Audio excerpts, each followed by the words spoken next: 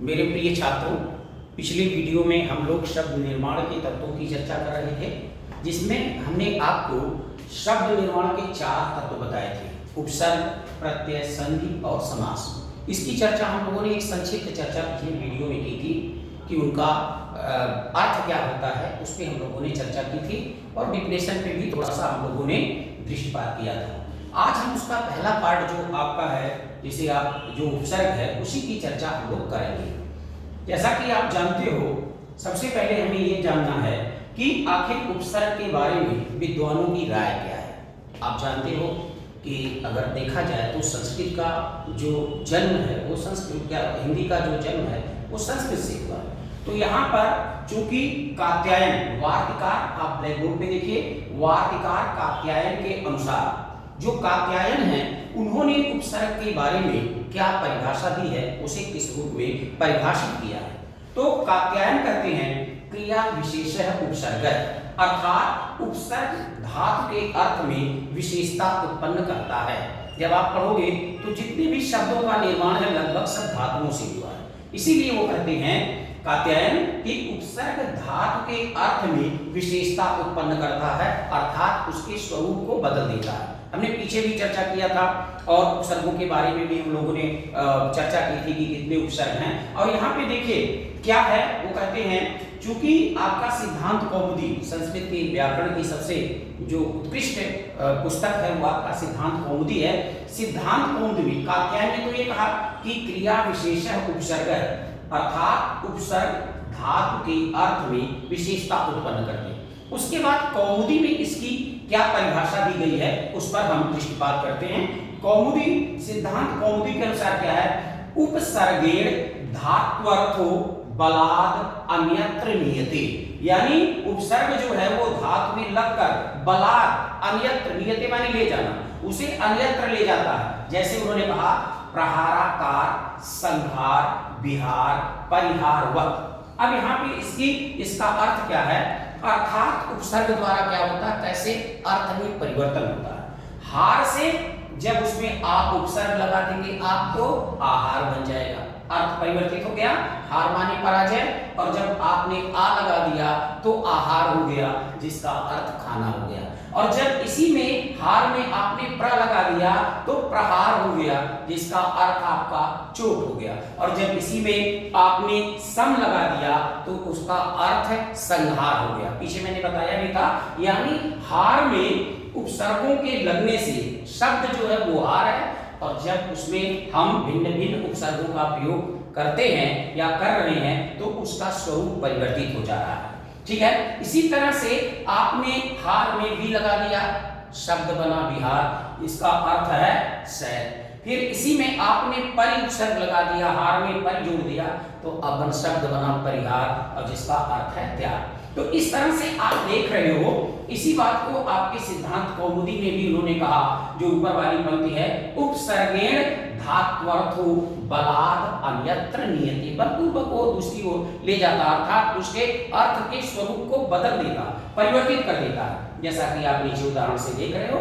इसके अलावा अगर बात की जाए तो चूंकि ये बात आती है कि कितने उपसर्ग के कितने भेद हैं, मैंने आपसे पिछले वीडियो में चर्चा की थी कि तत्सम या संस्कृत के उपसर्ग, तद्भव या हिंदी के उपसर्ग, अरबी फारसी या उर्दू के उपसर्ग, और चौथा जो उपसर्ग है वो आपका अंग्रेजी के उपसर्ग है। ठीक है, आज हम जो चर्चा कर रहे हैं वो संस्कृत के उपसर्गों की चर्चा कर रहे हैं। दूसरी बात, एक क्वेश्चन आपसे मैंने पीछे वीडियो में कहा था, इसमें भी कह रहा हूं कि ये पूछा गया है कि उपसर्गों की संख्या कितनी है। तो माय डियर, उपसर्गों की संख्या 22 मानी गई है, और इसमें जो आपके हिंदी में जो उपसर्ग लिए गए हैं, क्योंकि हिंदी के लिए गए उपसर्ग एक डायग्राम भी मैंने बनाया है कि हिंदी में कहां-कहां से उपसर्ग लिए गए हैं। तो आप देखो, संस्कृत के हो गए, फारसी के हो गए, अंग्रेजी के हो गए, क्योंकि आप हिंदी के उपसर्ग जो है वो हिंदी में प्रयुक्त होते ही हैं। ठीक है, जैसे आप कहते हो तद्भव या हिंदी के उपसर्ग, तो ये आपके उपसर्गों की कोटियां हैं। इसके अलावा एक चीज और है कि उपसर्गों की संख्या कितनी है, इसकी चर्चा या यह क्वेश्चन पूछा जाता है कि संस्कृत के उपसर्गों की संख्या कितनी है। तो आप देखिए यहाँ पर लिखा हुआ 22, और मैंने 22 उपसर्गों से निर्मित एक एक दो शब्द भी बनाया है, जिससे आपको समझने में कोई कठिनाई ना हो। दूसरी बात एक चीज और है फारसी का एक ऐसा उपसर्ग है जो बे है, ठीक है ना। यही जब फारसी में लग जाता है, जैसे शर्म में लग जाएगा तो ये बेशर्म हो जाएगा, तो वो आपके उर्दू का शब्द बन जाएगा। लेकिन ये बे जो है ये उर्दू में भी प्रयुक्त होता है और इसका प्रयोग जो है ये अकेला उपसर्ग है जिसका प्रयोग हिंदी में भी हम करते हैं। जैसे आप यहाँ पे देखिए शब्द हमने बनाया है कि बे से क्या बनेगा, बेधड़क। आप हिंदी में कहते हो बेधड़क, बेढक, बेढंगा। ये पहला सिर्फ अकेला इकलौता उपसर्ग फारसी का है जिसका प्रयोग हिंदी में भी होता है, ठीक है। शेष जितने भी हैं वो अरबी फारसी के साथ आते हैं। इसी तरह से एक चीज और दूसरा मैंने यहाँ पे चूंकि महत्वपूर्ण बिंदु लिखा है, दूसरी बात ये कि संस्कृत में उपसर्गों की कुल संख्या 22, ये ऊपर भी लिखा है और यहाँ भी लिखा है क्योंकि ये क्वेश्चन पूछा गया है, पूछा जाता है। इसके अलावा जो पाल, प्राकृत और अपभ्रंश है, इन्हीं से हिंदी का विकास हुआ। आप जानते हो शवसेनी अपभ्रंश से ही हिंदी की उत्पत्ति हुई है। तो पाल, प्राकृत और अपभ्रंश में उपसर्गों की संख्या 30 से ऊपर मानी गई है। ये आपके महत्वपूर्ण बिंदु हैं, इन पे एक बार आप जरूर दृष्टिपात करिएगा। इसके अलावा जो आपके 22 उपसर्ग हैं, उन उपसर्गों में उनसे क्या क्या शब्द बने हैं उनकी चर्चा एक बार हम यहाँ कर लेते हैं। क्योंकि आपने पढ़ा होगा, किताब में पढ़ते हुए होंगे, इसमें कोई बहुत बड़ी बात नहीं है, लेकिन कुछ चीजें हैं जैसे आपका इनका प्रयोग जो है हम अपने संधियों में भी करते हैं और पूछ लिया जाता है कि इसमें कौन सा उपसर्ग है। तो नॉर्मल जैसे अति है, अगर किसी ने लिख दिया उसमें आया अतिक्रमण, तो आप पकड़ लोगे, तुरंत कहोगे इसमें क्रमण में अति लग गया तो शब्द अतिक्रमण बना। लेकिन वहीं पे जब वो पूछेगा अत्याचार में कौन सा उपसर्ग लगा है, अत्यावश्यक में कौन सा उपसर्ग लगा है, अत्युक्त में कौन सा उपसर्ग है, तो यहाँ पे आपको थोड़ी सी प्रॉब्लम होगी। क्योंकि अगर आपको यण संधि का ज्ञान होगा, आपने संधियां ठीक से पढ़ा होगा, तो इसके बारे में आप बखूबी अच्छी तरह से आप इसको डिफाइन कर सकते हो। तो हमने कोशिश किया है कि जो हमारे लिए थोड़े से कठिन शब्द हैं, उन शब्दों को जिसमें हमें उपसर्गों को पहचानने की दिक्कत हो, उन्हीं पे दृष्टिपात किया जाए। तो यहाँ पर हम उन्हीं पे दृष्टि डाल रहे हैं। जैसे अति है, अति में आपका अति से अत्याचार बना। अब यहाँ पर जब आप बेटा पूछा जाएगा कि अत्याचार में कौन सा उपसर्ग है, ठीक है, जैसे मान लीजिए अतिक्रमण लिखा है तब तो आप पकड़ लो कि अति इसमें लगा हुआ है, ठीक है ना। अतिक्रम लिखा है तो आप कहोगे कि ये क्रम में अति जुड़ गया तो अतिक्रम बना। लेकिन अगर पूछता अत्याचार, अत्युक्त, अत्यावश्यक में कौन सा उपसर्ग लगा है, तो इसको आप चूंकि इसमें ये तीनों जो हैं आपकी यण संधि के उदाहरण हैं। अत्याचार में अति प्लस आचार, और आप जानते हो कि मैंने जब संधि में पढ़ाऊंगा, संधि प्रकरण में हम चलेंगे तो चर्चा करेंगे। अति आचार यानी ई के बाद अ आएगा तो यह हो जाता है, उसका सूत्र ये है ई को य रच, ई को य रच, यानी ई के बाद अगर आ आएगा तो यह हो जाएगा, ठीक है।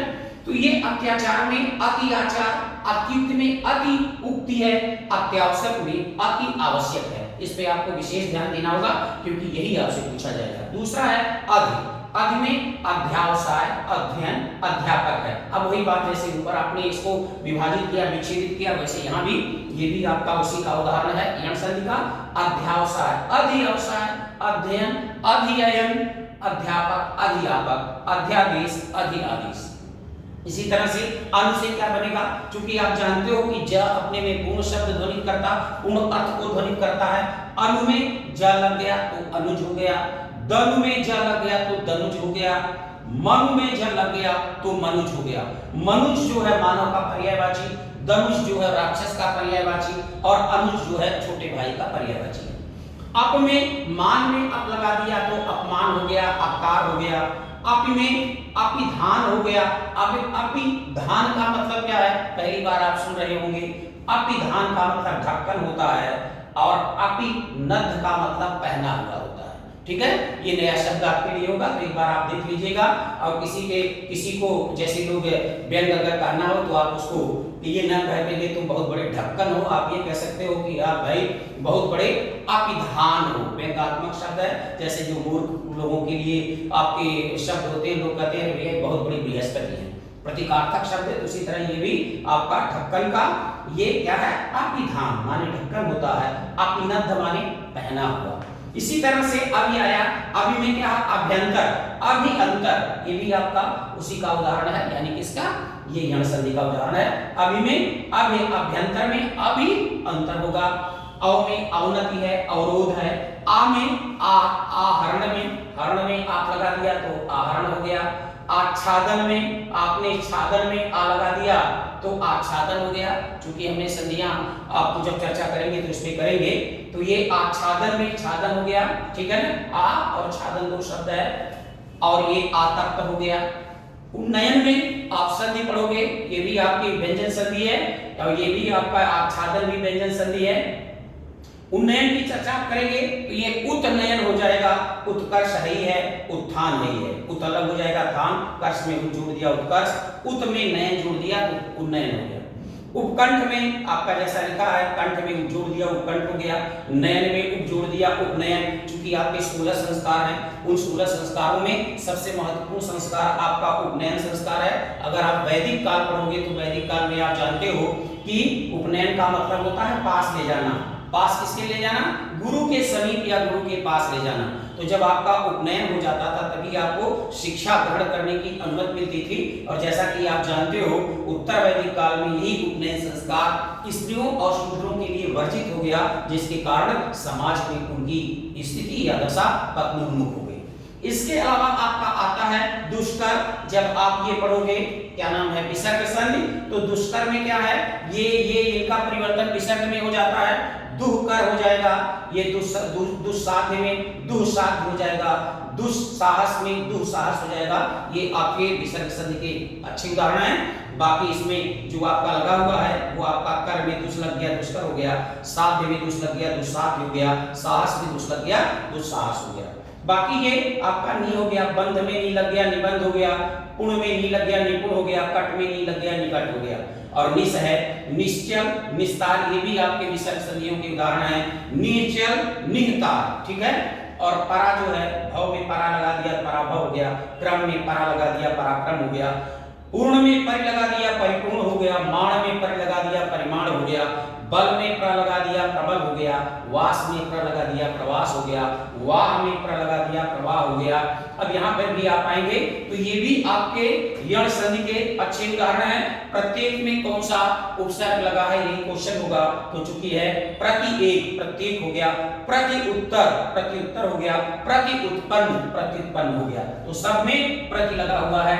अब ये आपका नहीं दिया होगा, आपको यही देगा कि प्रत्येक, प्रत्युत्तर या प्रत्युत्पन्न में कौन सा उपसर्ग लगा हुआ।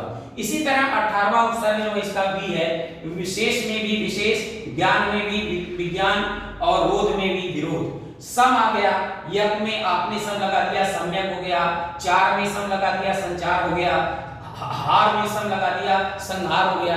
ये भी आपका व्यंजन संधि का उदाहरण है, जहां आप नियम पढ़ते हो कि जो अनुस्वार है वो मां में परिवर्तित हो जाता है, या मां जो है अनुस्वार में बदल जाता है। संधि प्रकरण में चर्चा की जाएगी।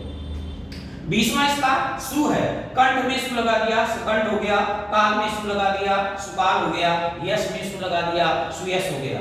21वां दुर है, बल में दुर लगा दिया, ये भी आपके जो है विसर्ग संधि के उदाहरण है। दुर्बल में दुर्बल, दुर्जन, दुह आत्मा, ठीक है। और ये भी नीचे है निहबल, निहजल, निहगुण। ये आपके दोनों जो है दुर और निर जो हैं, ये आपके विसर्ग संधि के उदाहरण भी हैं।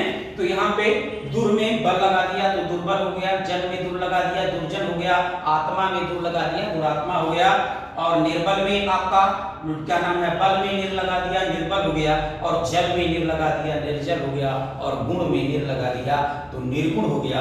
लेकिन हमें निर्गुण नहीं मित्र, हमें सगुण बनना है, गुणवान बनना है, क्योंकि जब हम गुणी होंगे तभी हम अपने लक्ष्य को प्राप्त कर पाएंगे, और तभी हम अपनी जो हमारी इच्छा है, आकांक्षा है, वो फलीभूत कर पाएंगे।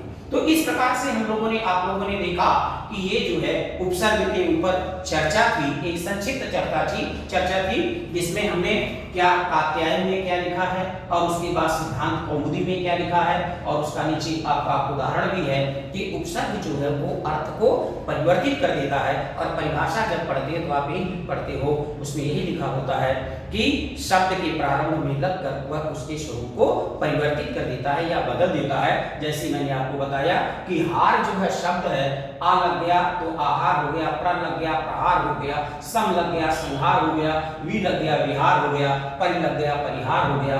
और इसी तरह से और सबका आप मैंने यहाँ पे अर्थ भी लिख दिया है। और जैसे जैसे उपसर्ग चेंज हो रहे हैं उसके शब्द के स्वरूप में भी परिवर्तन हो रहा है।